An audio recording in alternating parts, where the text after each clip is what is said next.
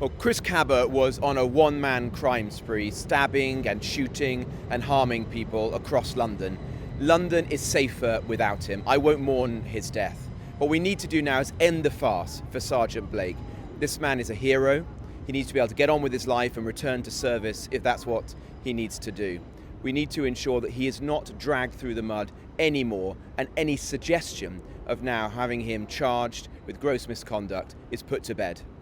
Do you think there needs to be a change in the way that police officers are treated by the Crown Prosecuting Service?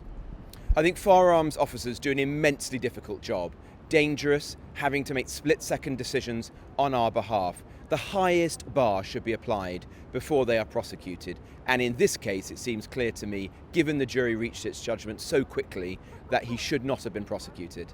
So you're talking to us to get through to young Tory members. The biggest issue facing young people is housing. Do you have a solution? We've got to build more homes. When I was Housing Secretary, I brought the number of homes being built in this country up to the highest level since the 1980s. But we've got to go further than that. So I want to be building more in our big cities. I want to regenerate and densify these cities to build far more homes and help young people to get the dream of home ownership that I enjoyed and previous generations did. Another one of the biggest issues is university. Do you think that it's too expensive now?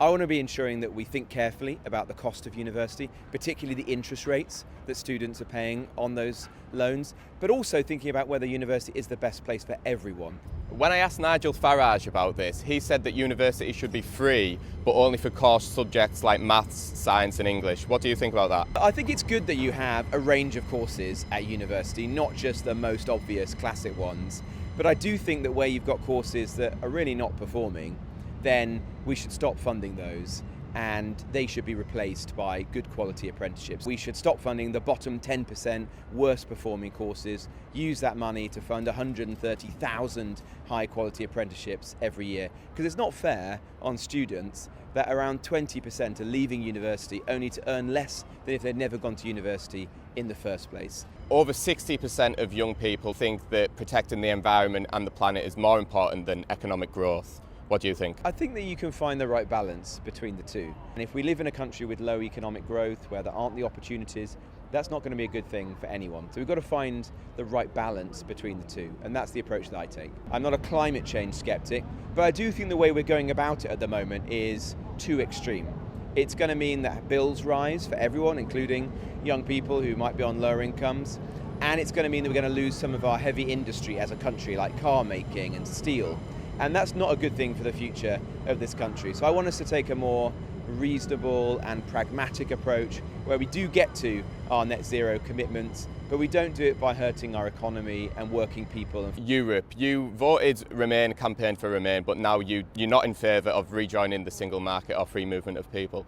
But what do you think about the idea of a youth mobility scheme? I think there's some merits in that. When I was Immigration Minister, I looked to pursue them with countries around the world, and I signed up to them for places like Canada and Japan and India. So it gives an opportunity for a young person to go and work, do internships, to go travelling for an extended period of time in other countries. I don't think that having one for the whole of Europe is necessarily a good thing, because that's a lot of countries, but choosing a couple that we have particular relations with, that's a good idea. Kemi Badenoch said that she became working class when she worked at McDonald's. Did you ever have a job like that when you felt closer to the working classes when you were younger? I did do a lot of jobs like that. I washed dishes in a pub, I was a barman, I was a waiter, I worked at music festivals. You know, I did a whole range. I was a paper boy. I've done a whole range of jobs throughout my life.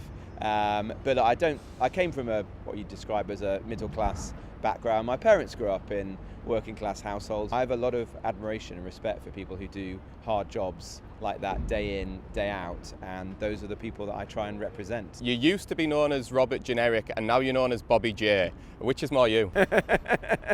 I didn't invite either of those two nicknames, but my Bobby J baseball caps have gone viral, so I'll stick with that one, I think.